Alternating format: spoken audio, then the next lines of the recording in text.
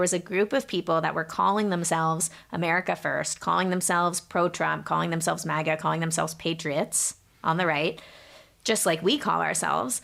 And yet they were employing the same tactics as the woke left. Not just tactics, but also exhibiting the same behaviors, and I would argue embracing the same values as the woke left. And this is things like what you just said, like postmodernism, identity politics, moral relativism, historical revisionism, cancel culture, bullying, self-righteousness, a victimhood complex, and of course, conspiratorial anti-Semitism. They are resurrecting these medieval Christian blood libels, which encompass every single anti-Semitic trope from the deicide charge, like the Jews killed Christ, to the most popular blood libel of the Holocaust, which is that Christian children were going missing and Jews were kidnapping them and using their, drinking their blood to make matzah. And now to ideas such as the Mossad is behind the JFK assassination and Jeffrey Epstein is Mossad and Israel was involved in the sinking of the Titanic and the Ocean Gate scandal and Stalin was secretly Jewish and so was Ataturk and therefore Jews are responsible for the Armenian genocide. I mean, it's really every single tired trope that you can think of. I'm Tirza Shorr from the Jerusalem Center for Security and Foreign Affairs. I'm a senior researcher here, and today I will be talking with Karys Rhea, who is an independent researcher who also has been a producer for Epoch Times and a fellow at the Middle East Forum. And we're going to be talking about the woke right and the woke left. Hi, welcome, Karys, here to Jerusalem. It's good to see you. Can you tell us a little bit about your research on the woke left? What is the woke left, and what has been your research about them for the past, you said 10 or 15 years even? Yeah, sure. Well, thank you so much for having me. I'm a big fan of JCPA, and I'm so happy that you guys are interested in this topic. So there's kind of two definitions of wokeness as it relates to the left, but also increasingly to the right. There's really how the term originated and how these figures see themselves as woke, and then there's kind of the pejorative labeling of them that we've all kind of collectively agreed upon. So originally, people who were woke saw themselves as being awake to some sort of universal knowledge about how the world worked, how society worked. They saw society as being organized in terms of a hierarchy of power, right? Or what they call like an intersectional hierarchy of oppression. So everything in society, all of our institutions were based upon a hierarchy of who was the most oppressed and who was the least oppressed. And the people who were the most oppressed, they believed should be the most entitled because they were the greatest victims. And today we see actually that kind of morphing to the right wing in terms of employing the same types of hierarchies. There's some overlap with who would be considered oppressed and who wouldn't be considered oppressed, but there's also new ideas here just based on the values that are important to conservatives. And then, the way that we kind of collectively see wokeness now is, splitting the world into this binary without any sort of appreciation of nuances of any given situation.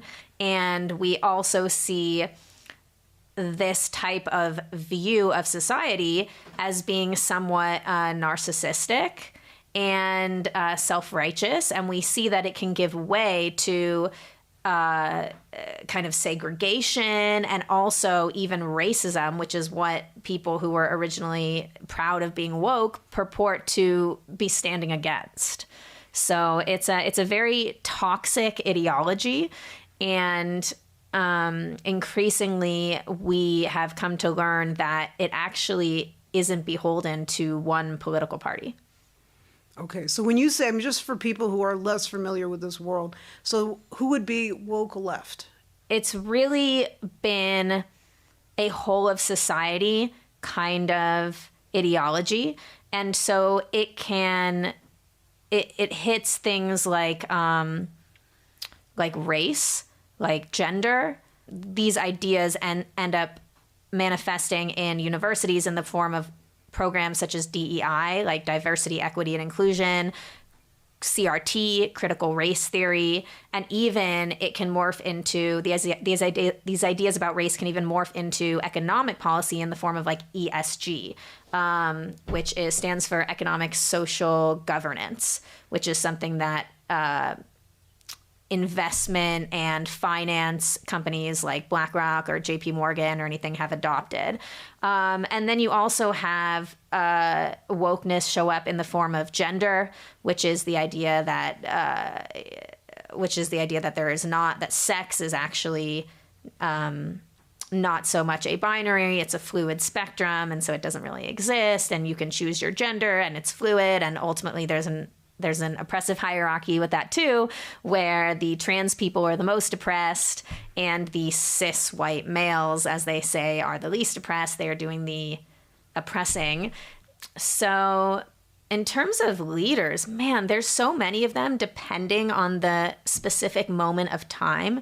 I remember when Trump was elected and you had the Women's March. So the leaders of the Women's March were, I would say, a pretty stereotypical example of individuals who had embraced wokeness, whether that was Linda Sarsour or Bob Bland, was that her name? I would say the founder of this idea of intersectionality, Kimberly Crenshaw, the leaders of Black Lives Matter, like Alicia Garza, Patrisse Cullors. Exactly. Yeah. There's been other people like Sean King has been, much in that realm.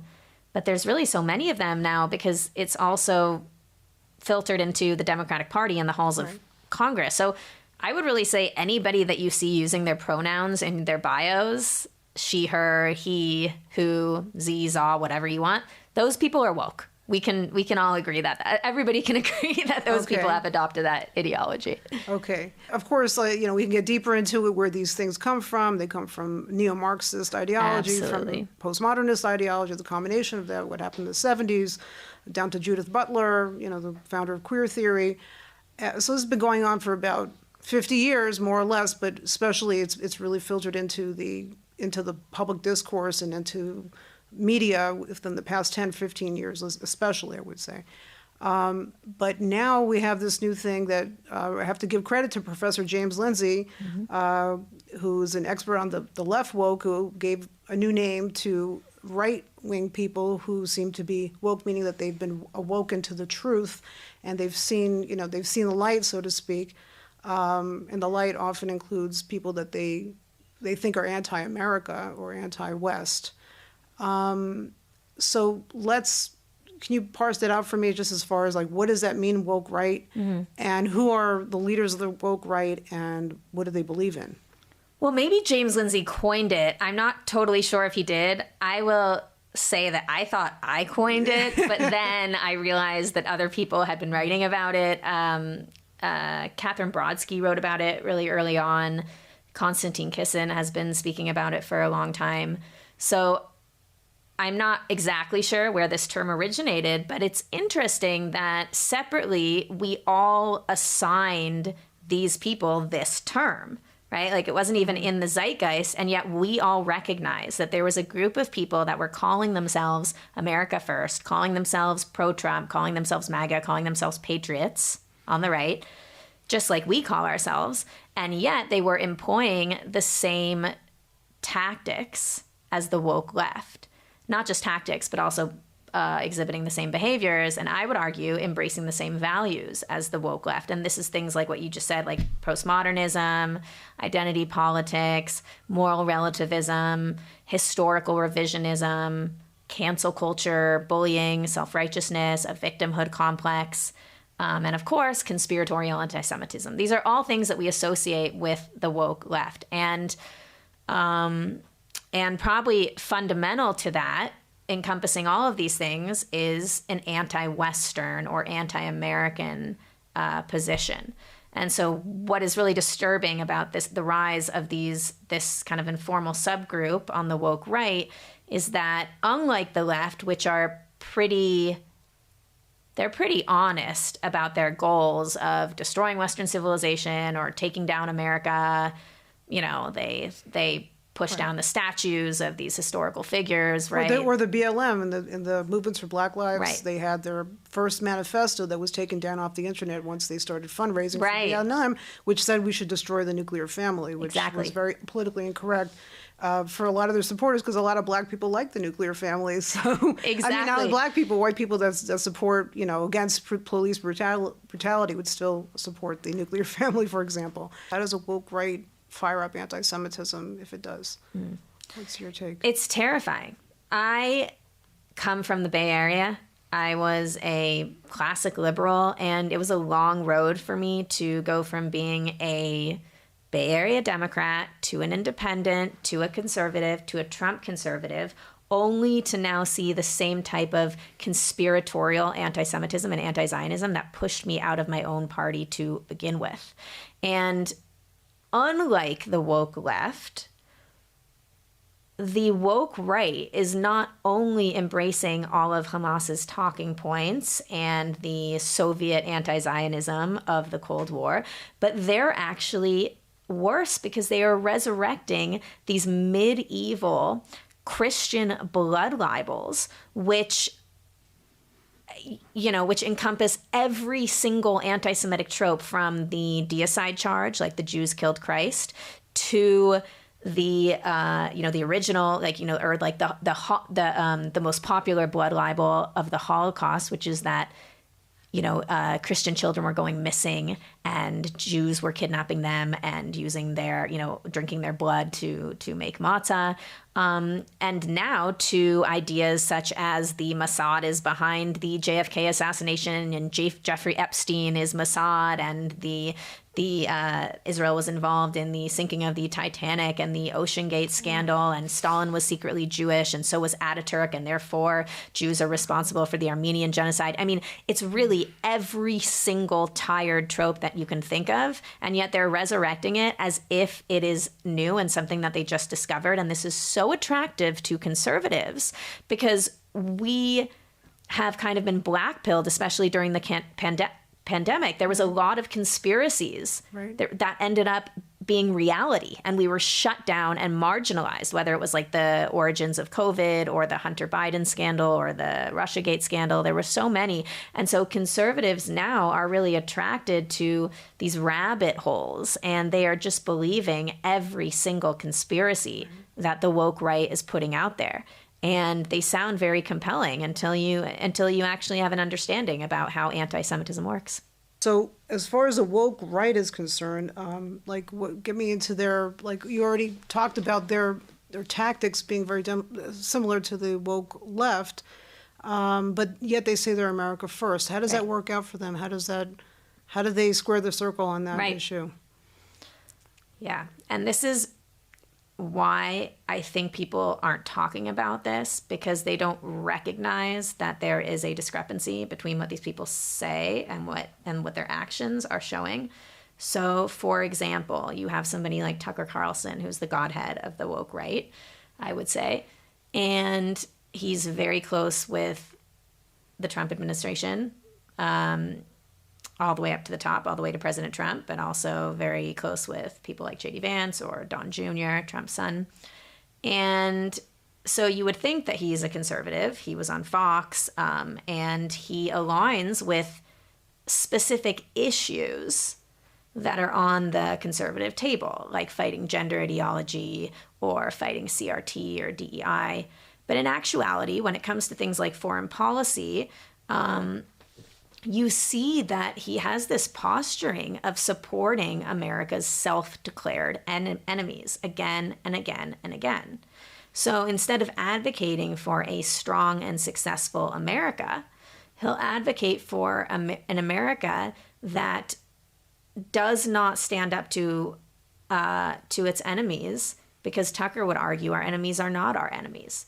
So he'll have people on that will just regurgitate the same line again and again, which is that Iran is not a threat to America. Tucker will never tell you about the routine chants of death to America that you can hear on the streets, in the mosques, on Iranian state media, day after day after day, that are put out by the regime. He won't tell you about the IRGC's multiple attempts to assassinate President Trump, so much so that there's now people that have been indicted. These are not just rumors or charges, like, informal charges. So he will have people on that will just say, yeah, Iran's not a threat at all. Or he'll interview the prime minister, the Sheikh of Qatar, Al Thani, right? And he'll get you to believe that Qatar is just this Western loving, friendly nation that has been unfairly maligned by us evil Zionists who are trying to make everybody understand that they are actually playing both sides of the supporting terror and supporting America coin. Or he will have on a CCP propagandist like Jeffrey Sachs and not tell you that this individual goes on state media and relentlessly bashes America and is also a UN globalist. He literally works, his name is listed on, I think, the UN, it's some site, I think it's the UN Sustainability Development 2030 goals. So these are all things that conservatives are pretty united on. The fact that, conservatives are anti-globalist. Conservatives are anti-CCP. They are anti-Islamic terrorism. We all understand that Islamic terrorists hate America. We understand that the CCP is trying to overthrow America. We understand that globalists are trying to weaken the national identity of America and consume us into this grand, technocratic, one world government that they envision. And yet Tucker consistently has on guests that endorse Iran, multilateral institutions, China, and Russia, as we all know. That's a favorite of his. And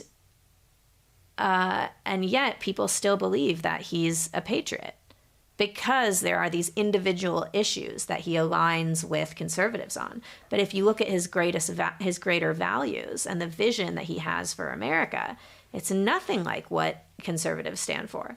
Now, he would argue, and the woke right would argue in general, that what I'm expressing is actually a neoconservative view, and that is not Trump's conservatism, right? And they would say that Trump's conservatism is actually isolationism, right? Much in the vein of Pat Buchanan or Ron Paul, right? A more like kind of libertarian or paleoconservative standpoint.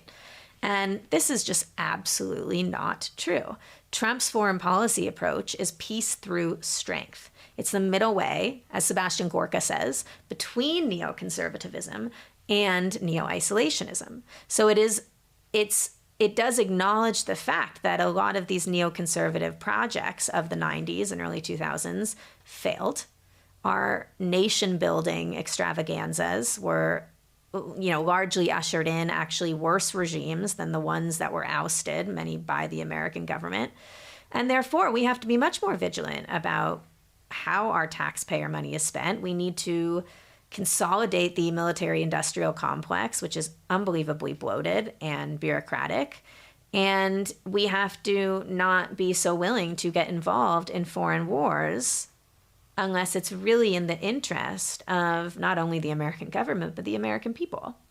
So in that way, Trump is not a neoconservative, but he's also not a neo-isolationist. And the proof is in the pudding. Look at his strikes against the Houthis, or the first administration when he took out Qasem Soleimani, or largely debilitated ISIS. Trump carries a big stick, and he understands that in order to continue America's legacy as a global superpower, that our enemies need to fear us. And they can only fear us if they really believe that we are prepared to defend not only ourselves and our allies. It's, the isolationist view of the woke right believes that America shouldn't be supporting allies like Israel or maybe Taiwan, right? Or other beleaguered or smaller democratic countries that can't fully defend themselves from some sort of aggressive attack.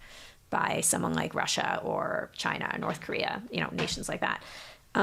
But what they fail to understand is any sort of concept of military deterrence. They don't understand how you establish military deterrence. They don't understand how geopolitical theaters work, where if you want to convey to your enemies that they better not attack you, the way to do that is to defend your allies against attacks from them, because that means that prevents you from having to fight a war on your own soil. It's a form of deterrence, right? Because every time the CCP is inching closer and closer to overtaking Taiwan, or Iran is inching closer and closer to a nuclear bomb to take out Israel, what they are testing is the deterrence of the United States. They're saying, how far can we go before the United States will stop us? And if they can get away with these moves, then the United States is the logical next step for them. And the woke right would have you believe that our enemies have no ambitions to eventually take out America, even though they say it again and again and again and again. The woke right is completely in denial about that fact. And maybe they know it and they're just trying to gaslight us, or maybe they really are just ignorant of that. Right. I think like what it comes down to where we talk about the anti-Israel horseshoe or the anti-Semitic horseshoe, which actually are very similar, is that between the woke right and woke left, you have this anti-Israel sentiment. And I think on both sides, you could look at it through the woke left, that the Palestinian state has not been created, or if you want to get more radical, one state hasn't been created. One state should be created here, according to many of the progressives, right?